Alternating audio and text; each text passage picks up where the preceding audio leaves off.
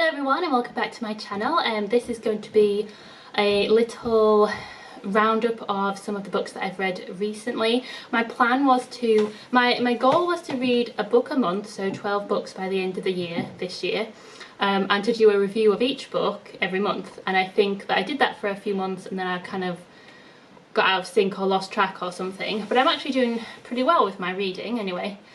I thought I would just go through the last few books that I've read and do like little mini review things. So this is it. So the first one that I've got is Aru Noko, which I keep mispronouncing. I think that's how it's supposed to be pronounced, by Afra Ben. I bought this when I went to Chawton with my mum to go to the Jane Austen Museum and Jane Austen places, and this was one of the books that was in the little shops there, as a important novel by a female novelist. It's very short. How long is it? It's 109 or 110 pages, but obviously the book is pretty small compared to like a more standard size book. And it was written a long time ago. It was older than I realised. So does it say? First published 2016, that's not right. I want to say it's the 17th century.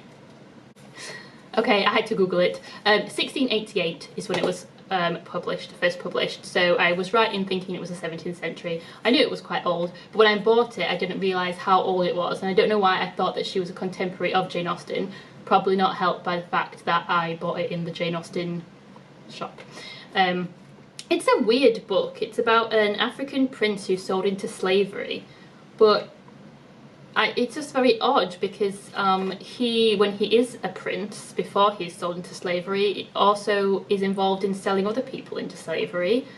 So the morality is a little bit dubious. And then when he is sold into slavery, he is kind of allowed a lot of, like, I don't know, leeway, or he doesn't really have to do very much. So he's treated a lot better than the other enslaved people, because of his looks and his, I guess, his heritage, but also his physical appearance is perhaps closer to that of a white person, is kind of what comes across, or what I interpreted anyway. But he definitely isn't treated the same as the other enslaved people.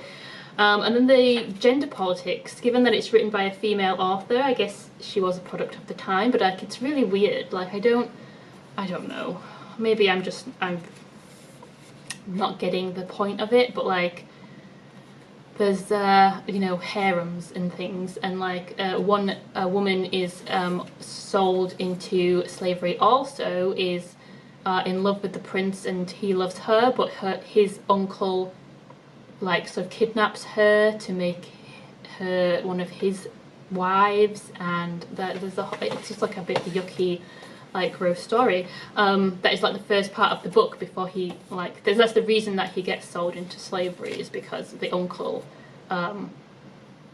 is angry that he's having a relationship with this woman that he's kidnapped for himself. I don't know, it's a weird book. After that I I did not write this, I read Threads of Life by Claire Hunter. And this was really great, actually. I think my sister bought me this. It was definitely a gift. And it's she's an embroiderer and a banner maker and a textile artist, and like, she's worked with a lot of communities and a lot of community projects. And so she has her own like experiences and history working with the community, and how like sewing has affected them, or that brought them together, I guess, and how it's been allowed them to tell their story or express certain things. But then she also looks at other historical events and where sewing has been quite important. So there's things like a big sewing project that was done in America by relatives or friends of people that had died in the AIDS epidemic, where it was kind of like sewing using items of the person that had died, I guess, or like stuff about them to kind of humanize the people who at the time were being really dehumanized in the press. There was, you know, other things about people sewing in prisoner of war camps, and various other things. So looking at the back, it says treason in Tudor England, mothers of the disappeared in Argentina, First World War soldiers with PTSD from a POW camp in Singapore to a family attic in Scotland. So it kind of moves all over the place, and just is really about how sewing has been really important, how textiles and fabric have been important, and banner making and embroidery and that kind of stuff. And I just thought it was really interesting, and she's a very good writer as well. Like, it was very kind of interesting read and quite compelling, so I like that one. So then I went on to a parenting book, because I have been reading quite a few parenting books. So this is the Gentle Parenting book by Sarah Ockwell Smith. I really hate the cover. It's like, it's a sun with some clouds around it. I don't know why, and it has some birds flying up there. I don't know why I thought it was a sunflower for ages when I first saw it, but it's actually just the sun. But I think it just looks really weird. It's also like a big book, like it's not a non-standard size, which annoys me. I just like all my books to be the same size on the shelf. But all of that is irrelevant. So yeah, it's about gentle parenting, and I follow Sarah Ockwell Smith. Gentle parenting is a type of parenting where you focus on respect and empathy with your child, setting boundaries but that are age appropriate, understanding their development sort of stages and what they can reasonably be expected to do in terms of their behaviour. And like some other stuff, responding to their feelings, validating their feelings, that's a big one. So I'd already been following her online, and I'd already been like following some of the stuff, but I thought I would get the book. I read it and subsequently seen that she's put online that she needs to be like really revised, and she's bringing out a new version of this book.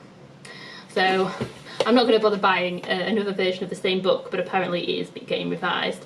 It goes through what is gentle parenting, and then it goes through the ages. So the first like 100 pages are like the first year of the child's life, I think, because they develop so fast in that first year. But my son's already 2, so I kind of just skipped that, to be honest with you. And then I read there's one chapter on 1 to 4-year-olds, then 4 to 7-year-olds, and transitioning from mainstream to gentle parenting, what to expect in terms of results, taking care of your own needs, and gentle parenting in special circumstances. So I did read all of the other ones, but I did skip 100 pages. I think I started reading it, but then I just thought it was a little bit irrelevant for me now. Yeah, I liked it. It didn't tell me anything that I kind of hadn't already got from like her website and other stuff that I've seen online, but it's kind of nice to have it all in a book. It was very easy to read. It does have some pictures of babies somewhere, or maybe this one doesn't. Oh, there are some pictures. Yeah, there's like some line drawings, not really very many, but like my son did quite like the pictures of babies when he was looking at the book.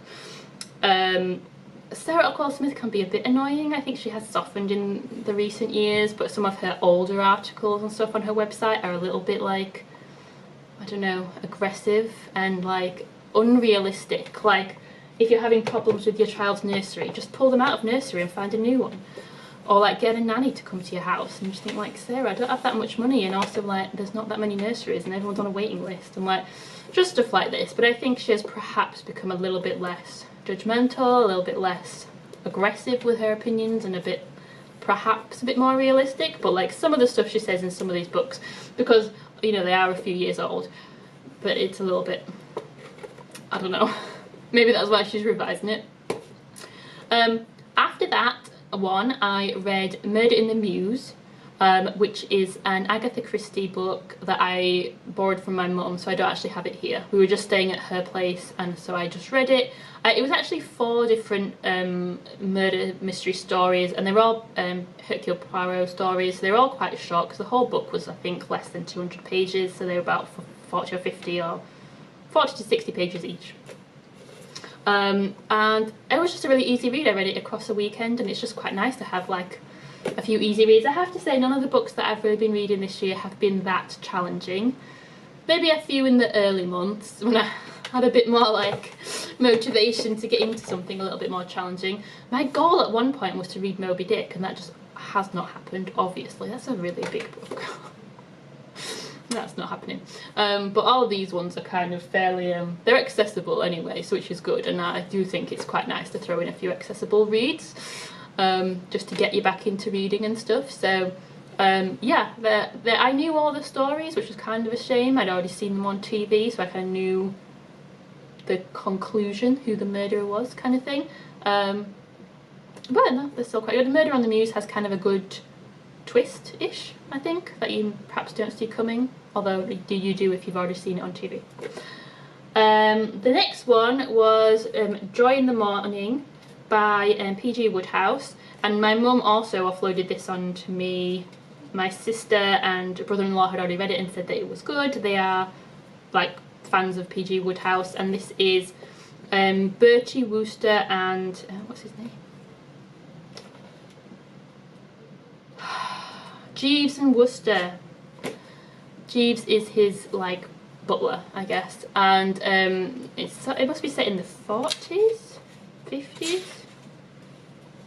First published in 1947, so it's like post World War II, but still in quite early on in the 40s. And it was a TV programme which I think my sister used to watch with Hugh Laurie and Stephen Fry, and I have never really watched it. I've seen small clips, but I've never really watched it.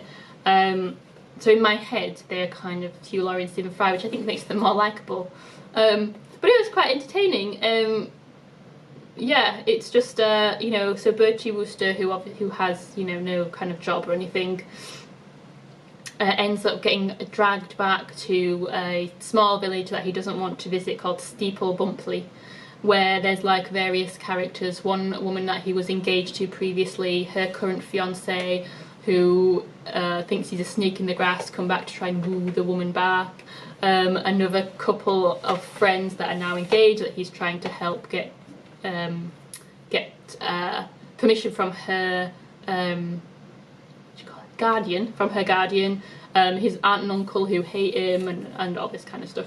But yeah, it was just quite jolly and enjoyable, and like an easy read.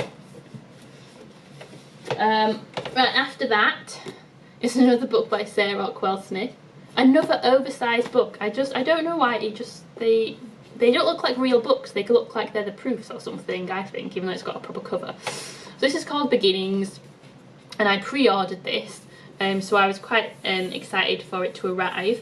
It is a guide to child psychology and development for parents of 0 to 5-year-olds. So it's really supposed to be more about child development, and that's through the first 5 years. So again, there is like a lot on the first year, and again, I think that's because they develop so much. So there's actually loads on like life in utero, and like, you know, when the fetus is developing and then the embryo is developing and stuff, which is interesting.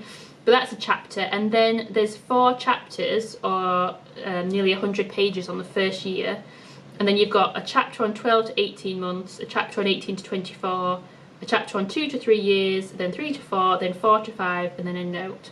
So it is just broken down into the ages.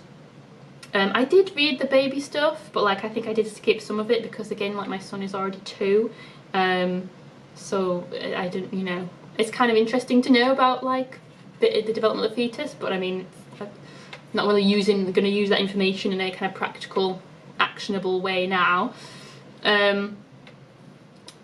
Yeah, so I read the 18 to 24 months and the 2 to 3-year-old one. I think I actually read all of it, the older years as well, just because I was kind of interested and curious about what was to come. I have to say, like, it didn't furnish me with any like wildly new information. There are some interesting like neuroscience nuggets, so if I try and find an interesting one. And there's like anthropology tidbits, fun facts, parenting Q&As, so it kind of is like broken up, and there's some drawings, and there's like boxes to like break the information up. This one actually has more drawings of babies, So this is the one that my son liked, because he liked looking at the picture of the babies. Not quite, I could do with more pictures, to be honest with you. I like pictures. But here you go, neuroscience nugget. It takes between 30 minutes and 2 hours to complete one synaptic connection in the brain. I mean, that's kind of interesting, but kind of, I don't know. Fun fact, a baby's brain goes 1% each day in the newborn period. I mean, that is quite impressive. Yeah, there's some interesting like sciencey facts like that, but I don't know that it was that different to the information in the other books, and I think I was expecting more. I don't know what though. More about specifically what a 2-year-old can do or be expected to do in terms of like their understanding and their physical development and their mental development and their behaviour, and I don't know, maybe a bit really specific. Kind of, I want a whole book, I guess, on a 2-year-old, but I want it to be just about my child. I don't know. It's a good book. I don't know, just for me, I don't know that it gave me as much as I expected. But that's all the ones that I've read. The last one that I'm currently reading is called The 14th Letter. I don't know why that was so hard to say. By Claire Evans. It is a murder mystery set in the 1880s London. I think it's 1881. And I thought I had seen good reviews of this, and now I'm questioning whether I just made that up in my head or I was misremembering and thinking that it was a different book. I thought it would be a more challenging read and I guess a more absorbing read. I guess it is somewhat compelling because murder mysteries just are, I think, by their very nature. But like the writing is just not good. I don't know, it's her first novel, and like I'm not saying I could do any better, but like it's just very clunky. There's one of the characters who I'm only halfway through, but there's one of the characters who early on we discover he's in his 20s and he's living with his aunt. You get the impression that his parents are not around, and then there's a couple of lines that make you kind of think they died when he was very young, so kind of already have learnt this information by just deducing it from the information already given. And then he takes out his pocket watch and then like to wind it on or to look at the time or something, and then he's looking at his pocket watch, which was his only possession that he managed to save from the house where his parents died in a fire when he was a baby. And there's all this just like mad exposition just shoved in to sentences in a way that is just very clunky and very unnatural. It's definitely from the tell don't show school, which I would prefer, if you're going to do that, just to say like his parents died in a fire when he was a baby, rather than try and like insert it naturally into him just playing with his watch, which just, you know, it's just a bit weird. And there's like, most of it is not too bad, but there's the odd sentences that are just like, ooh, that needed to be edited, that needed to be cut out, someone needed to underline that. I don't know who the editor was, I don't know how it works, but like someone needed to read that out loud, and it sounds awkward. There's also quite a lot going on. So there's a murder mystery where some guy with tattoos stabs a woman who's at her engagement party, so she's due to get married quite soon. And then disappears, and no one knows why, so the police are investigating that. And then there's also like shady goings on with like the potential groom's family, and like then there's like another plot with the young man who lives with his aunt, and then there's like another story with this like young woman who has a scar on her face and a bad attitude. I just found her to be a very unbelievable character. And there's like ne'er-do-wells and criminals and like people like riddles, like people talking in riddles and then killing themselves, and like a very yucky other plot. Well, obviously all of these are like threads that are going to get tied together, and it's going to all come together and make perfect sense. So it's not like a B plot, it's like it's probably the main plot, I would say, but it's like a very yucky other bit that I was like, ooh, I just wanted a nice murder mystery, like, but it's gone a bit yucky, and you're not a good enough writer to like pull it off. I don't know. None of it is believable as being set in the 1880s. I don't really know much about the 1880s, but I don't believe any of these characters do either, and they're all supposed to live in the 1880s. It just I think the language used is a bit wrong, but I don't know, there's just something that, like, I don't know, it's not the best. Anyway, it's a fairly easy read, apart from there's some yucky bits that I had to, like, stop reading because they yucked me out. So I need to get on and read it, but I have had an eye infection recently, so I haven't been able to, like, see properly, so that's what stopped me from finishing it. Because, like I said, I'm halfway through. It's 440 pages, so it's not hugely long. It's okay, but I really wouldn't, like, waste your money on it.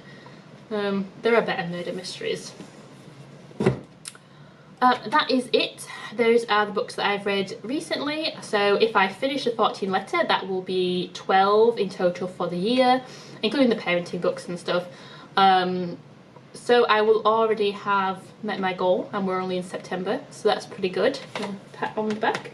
But I just kind of want to persevere with that and perhaps read books that are a little bit more challenging. But I think my next book after this will be Persuasion. I have read this year Pride and Prejudice and Northanger Abbey, and I did say that Persuasion would probably be next. That was several months ago. Got distracted by other books. But Persuasion is not very long, and I do now have a copy of it, so I think after this one I will move on to Persuasion.